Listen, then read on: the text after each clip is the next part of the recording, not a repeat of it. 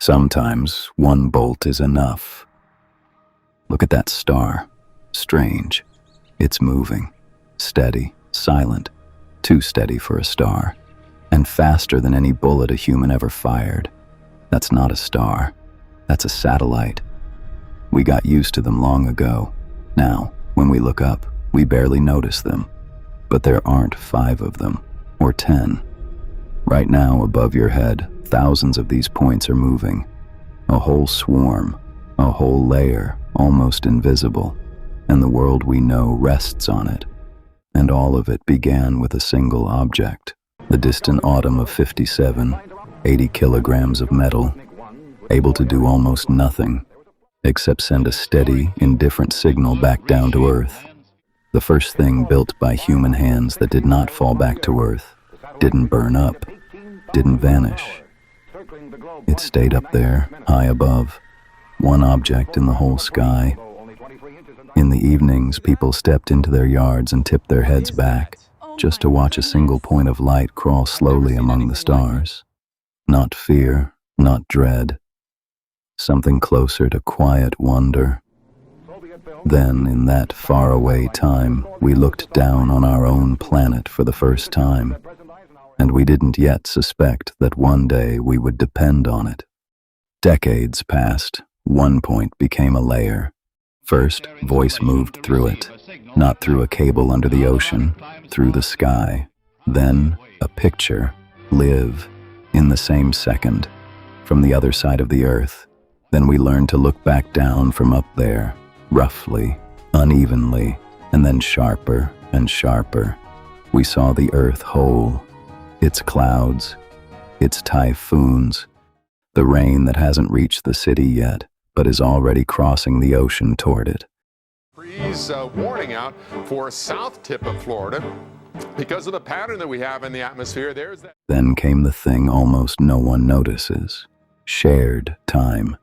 The kind that quietly keeps banks, markets, power grids, aircraft, servers, and phones in step with one another.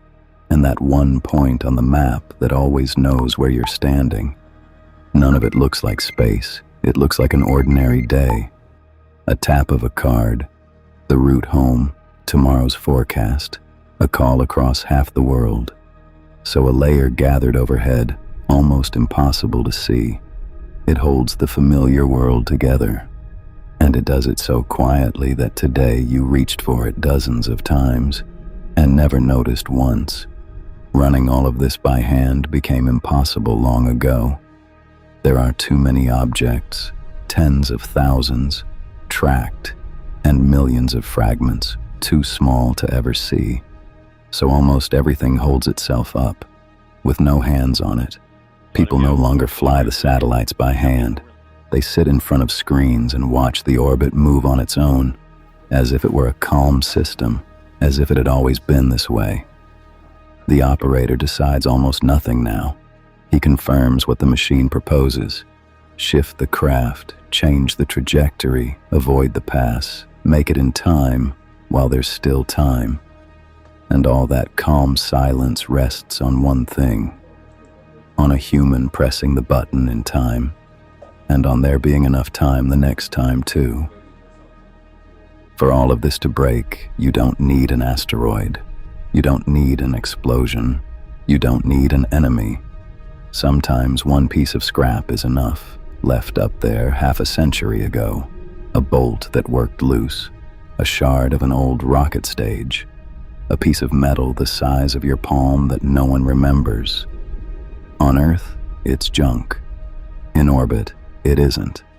At 28,000 kilometers an hour, roughly the speed of the International Space Station, a bolt like that doesn't hit like junk.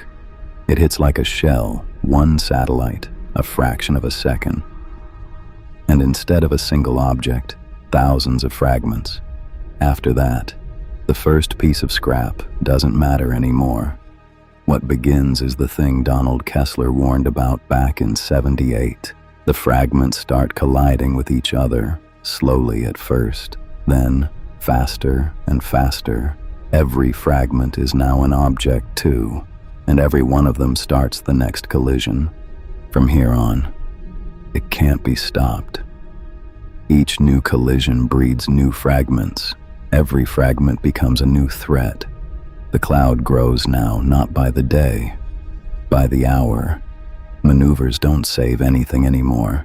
They only push the danger a little to the side, toward where the next piece of debris may already be waiting. There's less and less open space left in the sky. The same operator, the same screen, the same hands, only there's nothing left to confirm. Warnings replace one another faster than he can read them. One signal, a second, a third.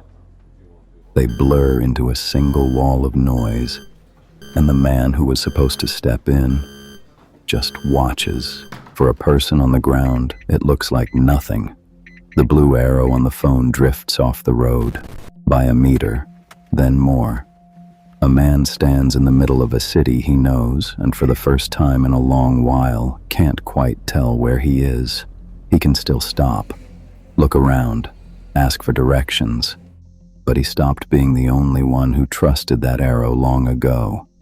The same small error runs higher, up to the systems that watch the Earth from above. From above, the planet comes through less clearly now. Satellite weather maps refresh with gaps. A cyclone tears apart on the image. Two forecasts for the same day start to disagree. And what we lose isn't just the forecast. We lose a precise picture of our own planet. Time itself drifts apart. What always showed the same hour begins to argue with itself. Data arrives late. Timestamps don't line up. The systems seem to work. The screens glow. The cities stand. Nothing explodes. The world stays where it is. It just stops matching itself. This can't be fixed from the ground anymore. To bring back even one satellite, you'd have to send it up again.